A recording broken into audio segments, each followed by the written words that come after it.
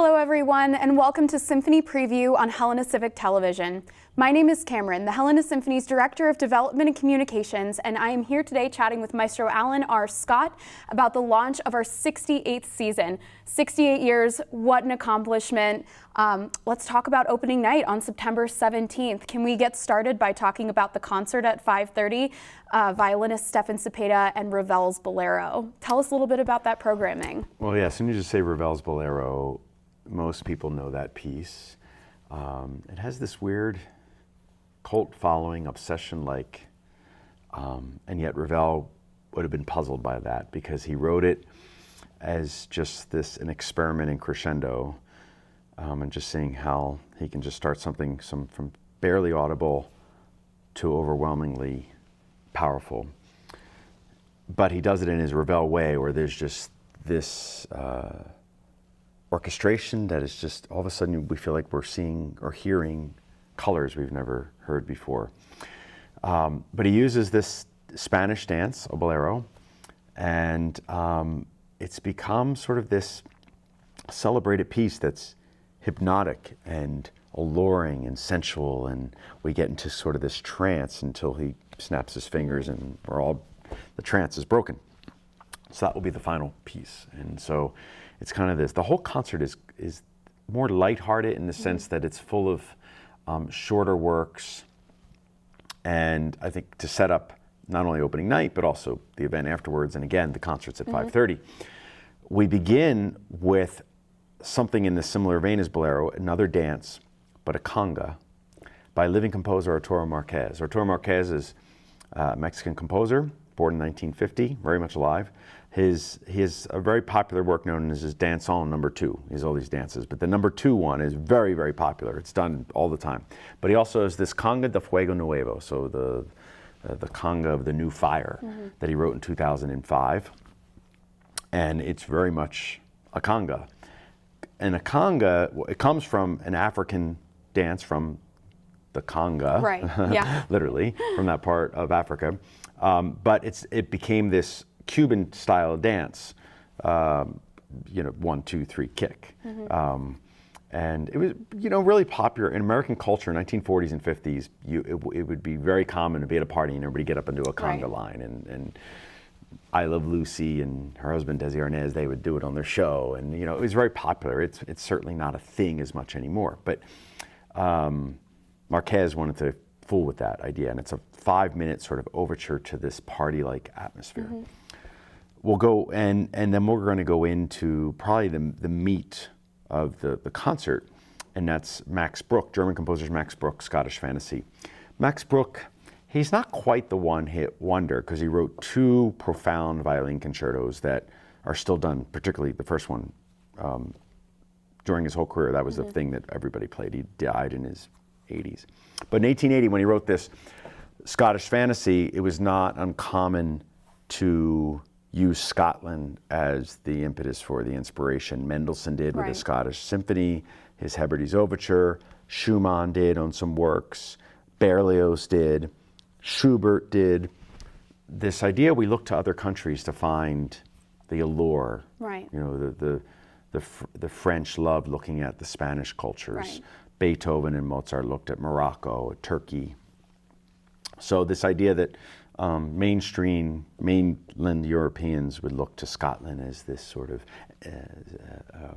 exotic lands, and we do so in TV and movies today too, between Braveheart to the Outlander, the TV show, that there's this sort of distant land that's magical. Right.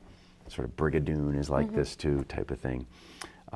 So it's a violin concerto, but it's not a structured 3-movement little concerto that we normally have. A fantasy just means a loose idea of music that the composer just does whatever he wants. So originally sort of called it a work for violin and orchestra and harp, loosely based on, or freely based on Scottish melodies. And he uses sort of these Scottish melodies, or things that might sound Scottish, at least in his mind. And it's just this dreamlike world, but they're all sort of dances, a little bit. Well, there seems to be this sense of mysticism about this Absolutely. concert, how, a lot of the composers like Ravel and Bruch are looking to other countries for this mystical, magical Yes. quality about them. And Marquez looking Right. at not his homeland of Mexico, but of Cuba, or the African Conga.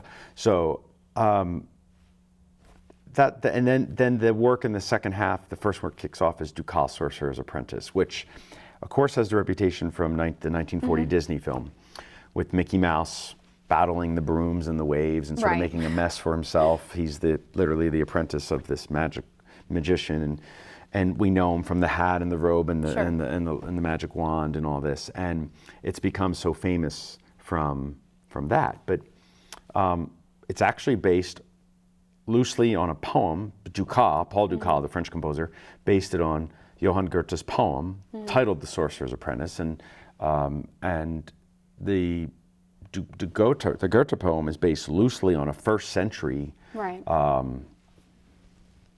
prose by the Greek poet Lucian, so from like 120 AD or so, 120, 150 AD. So this is this legendary, simple little story of the musician wannabe who kind of makes a mess for himself because he's not quite ready to be the full Yeah. sorcerer. So we know it in contemporary society through Disney's adaptation of it using Dukas' score or a shortened version of it. We'll do the entire 10 minutes, it's not very long, but it's almost impossible not to think about Mickey Mouse and Yeah. all that thing. But the whole point of it is why it sounds very mystical and serious. It's about someone who's getting into trouble and kind of enjoying it. Yeah. And that's really the fun of it all. Well, So and it's going to be a fun concert. It's going to be a very light concert because it's kind of, the first part of a larger evening. And we will be having our main fundraiser of the season, the opening night after party. So the concert starts early for everybody who plans to attend. It will begin at 5:30, and then the fundraiser immediately after will begin at 7. And so tickets are on sale for both of those events now. And I just want to take a moment to thank our concert sponsors, for Montana Spine and Joint, for Advanced Practice Dermatology, and for Touchmark. You make what we do here possible, and we're just so grateful. Any final words about the fundraiser, about the concert, anything that you want to plug? No, other than the fact that I think it's a whole evening out. I programmed it in a way knowing that we'd be having this event afterwards. So this idea is to kick things off, more levity, and shorter works that are fun, recognizable, from this mysticism to exoticism to playfulness, a little bit of reflection in, I suppose, the Max Bruch Scottish fantasy, but it's all sort of taken with a bit of fun, and I think it's a great way to just begin this season. So yeah, I think it sets up the idea of what we can have. We can celebrate food, drink, auction items, some fun afterwards in Definitely. the ballroom. Wonderful. Well, we hope that everybody watching at home will join us for this amazing evening on September 17th. Please remember that the concert begins at 5:30, and tickets are on sale now on the Helena Symphony website, or come and visit us at the office or give us a phone call. Thank you so much for watching Symphony Preview.